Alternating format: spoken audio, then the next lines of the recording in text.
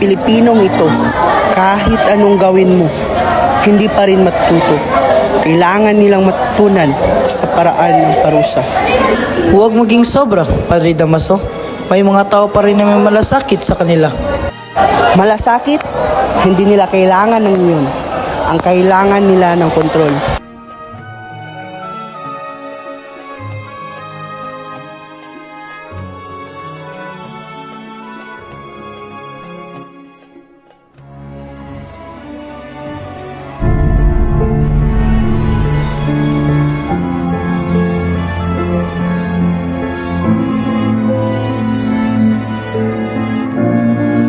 Tinutulungan ka ba ng Diyos para magtrabaho rito? Anong ginagawa mo rito? Wala kang karapatan magtrabaho dito. Ang lupang ito ay sa amin. Matagal na kami nagtatrabaho dito. Hindi kami kaya patawan ng buwis. Magbayad o magtulungan kayo o itapon ang iyong anak sa bilangguan. Pumili ka! Anong ginagawa nyo? Sino kayo? Matutunan rin nilang sumunod kung pinakita ko na kung sino ang may kapangyarihan.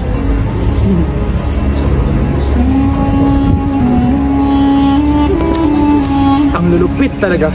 Parang kailangan ko na simulan ng aking plano.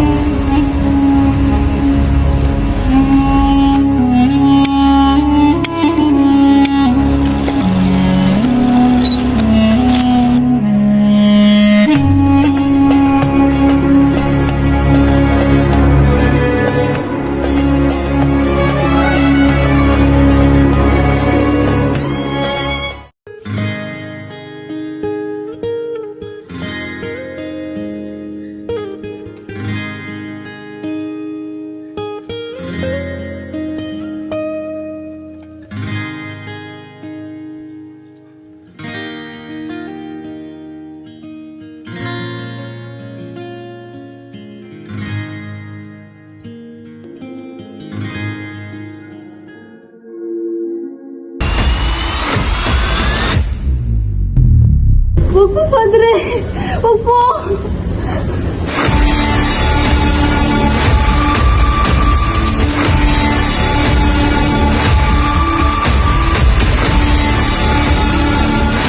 Huwag nating hayaan magpatuloy ang mga gantong kalupitan. Labanan natin sila.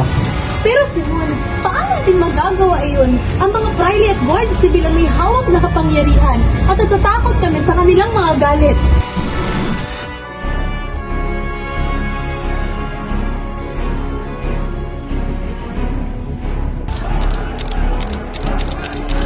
Itigil ang kalupitan! Itigil! Itigil! Itigil ang kasakiman! Itigil! Itigil! Sana maintindihan nila ang kapangyarihan na hawak. Hindi nila matatalo ang sistema.